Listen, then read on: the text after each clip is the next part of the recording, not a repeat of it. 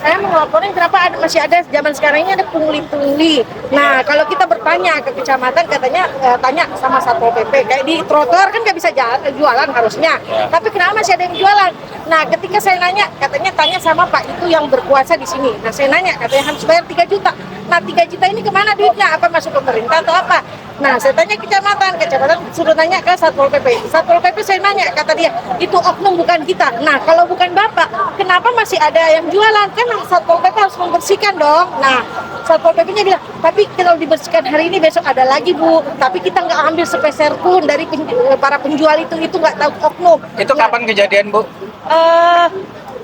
sebulan yang lalu ya. 1 bulan lalu. Ibu udah mulai jualan bulan?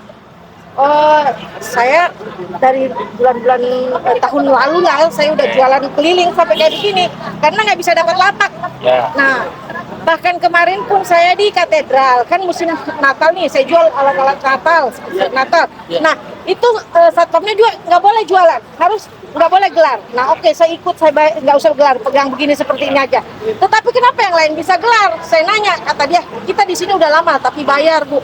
Apa-apa bayar, bayarnya berapa? Udah nggak ada lapak, udah nggak ada kuota lah istilahnya. Nah, kenapa masih ada yang kayak begini? Saya minta kepada Pak Wapres itu dibersihkan. Kalau memang nggak bisa jualan di trotoar, semuanya nggak boleh. Kenapa ada yang bisa, ada yang nggak? Ada orang lama, ada orang yang bayar gede. Kenapa kita yang kecil nggak bisa ikutan? Sebelum kesini udah lapor dulu ke mana? Ke wali kota atau kemana gitu? Ke kecamatan. Kecamatan. Tanggapannya tadi kayak gitu yang Satpol Harapannya PP. itu bukan kita, itu oknum lain. Nah, jadi karena di kecamatan mentok langsung lapor ke sini. Iya.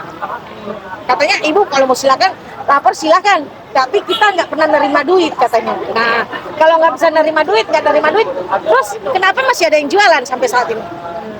Kasih ya, Bu, Semua ya. trotoar, jadi mengganggu pejalan raya katanya nggak boleh jualan, tapi yang lain bisa. Yang lama berjualan dan yang bayar 3 juta per Bukalapak dan per bulannya 800.000 kok bisa jualan? Jadi Ibu ngelaporin Satpol PP apa gimana Bu rencananya? Saya nggak tahu Satpol PP, yang saya jelas kenapa ketika saya lapor bilang ini Satpol PP mengatakan itu bukan kita. Kalau bukan kita, lalu kenapa mereka bisa jualan? Itu kan tugas Satpol PP membersihkan. Jadi tuh, Ibu pengennya bisa jualan atau Bisa. bisa nggak diambil 3 juta itu?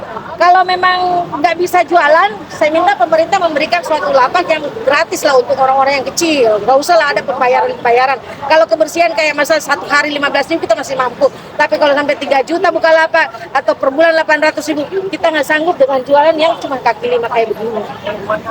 Bu, Ibu jualan apa Bu? Saya aksesoris ya, mainan anak-anak segala macam. Oh, biasanya emang di daerah mana Bu jualan? Tunas Vendor, Istiqlal, sama Katedral. Tadinya saya buka salon, cuman kan bangkrut ya. Terus jualan kuliner juga sampai di Kementerian Perdagangan, bangkrut juga karena setelah corona ini apa aja yang kita usahakan ini semua nggak jadi duit, yang ada utang melulu. Kita bagai lubang tutup rawa, kagak jadi, kagak tutup tuh rawa.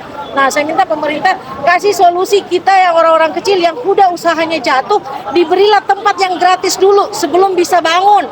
Nah, dari corona ini, ketika kita sudah dapat tempat yang gratis, kan kita bisa ngumpulin duit. Nah, baru kita bisa sewa tuh lapak. Jangan belum apa-apa, udah sewa lapak duluan, bayar bulanan duluan. Nah, kita untuk harian aja belum ada untung 100.000 sehari. Belum lagi kita jualan kan kita butuh makan juga, butuh ongkos. Nah, kalau kita menyisikan 100.000 untuk lapak, dari mana? Keuntungan aja nggak ada segitu.